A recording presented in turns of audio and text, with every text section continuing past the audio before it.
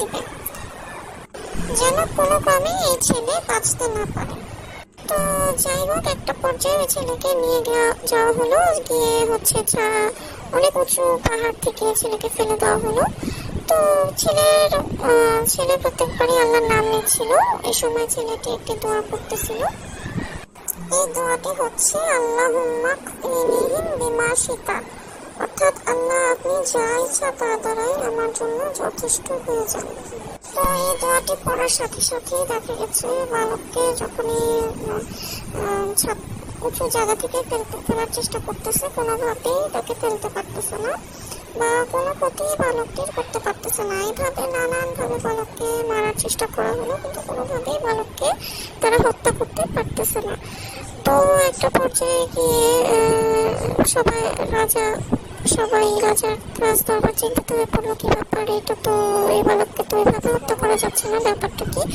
তো তখন এই বালক নিজে বলে দিল যে এভাবে আমাকে হত্যা করা যাবে না, আমি কি বলে দিব কিভাবে আমাকে হত্যা করতে পারবেন? তো রাজা বলল, হ্যাঁ তুমি বলে দাও। তো বালকটি বলল যে আমাকে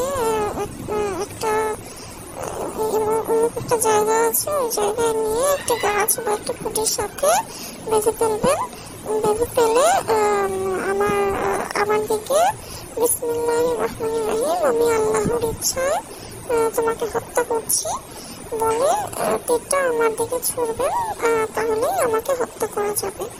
তবে এক্ষেত্রে একটা শর্ত আছে। তো রাজা বললো যে কি সেই শর্ত? তো সে বালকটি বললো যে এক্ষেত্রে পুরো দেশবাসী বা আপনার রাজার আপনার সাম্রাজ্যে যারা যারা আছে সবাইকে চারপাশে উপস্থিত হয়ে এই দৃশ্যটি দেখতে হবে।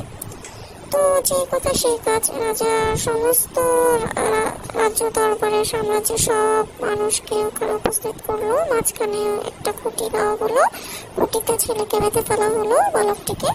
এরপরে বিসমিল্লাহির রহমানির রহিম, আমি তোকে আল্লাহর নামে হত্যা করছি বলে ছেলেটির একদম গায়ে তীরটি ছুঁড়ে মারা হলো এবং তীরটি এসে ঠিক ছেলেটির একদম মাথার এক পাশ থেকে ঢুকে অন্য পাশ থেকে বের হয়ে গেল এবং ছেলেটি মারা গেল।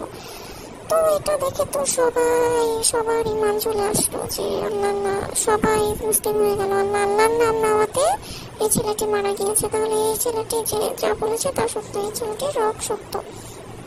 তো পুরো সাম্রাজ্যের সবাই মুসলমান হয়ে গেল, সবাই ইমান এনে ফেললো। তো এবার কি করবে?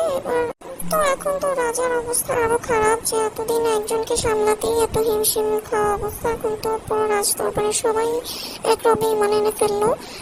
কেউ আর এখন রাজাকে নিজের রব বলে স্বীকৃতি দিচ্ছে না। এখন কি করা যাবে? এবং কেউ তার এই ধর্ম থেকে ধর্মান্তরিত হতে চাচ্ছে না। এখন কি করা যাবে?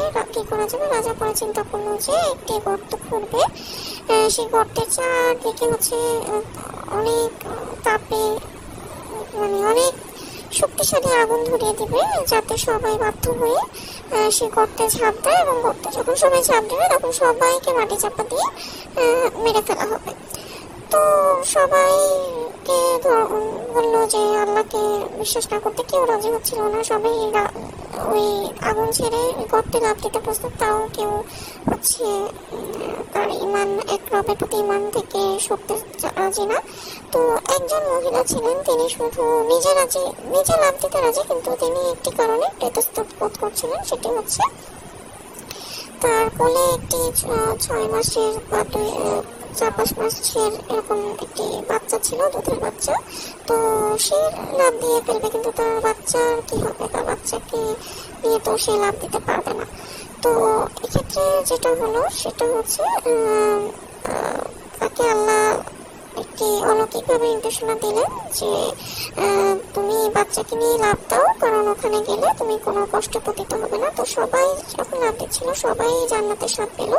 তো সেই মহিলাও তখন তার বাচ্চাকে নিয়ে আগুনে ঝাঁপ দিলেন, আগুন থেকে রেহাই পেতে করতে ঝাঁপ দিলেন এবং সবাইকে মাটি চাপা দেওয়া হলো, কিন্তু কারো কোনো কষ্ট হলো না। সবাই একটি জান্নাতের তৃপ্তি পেয়ে গেল, একটি কোনো ধরনের মৃত্যু যন্ত্রণা তাদের হলো না। তো এই ছিল আমার গল্পটা। কার কার ভালো লেগেছে প্লিজ অবশ্যই কমেন্ট করে জানাবে এবং অবশ্যই আমাদের চ্যানেলের পাশে থাকার জন্য অসংখ্য ধন্যবাদ। এরকম গল্প আরও শোনার জন্য অবশ্যই একটি লাইক ও কমেন্ট করে আমাদের পাশে থাকবে।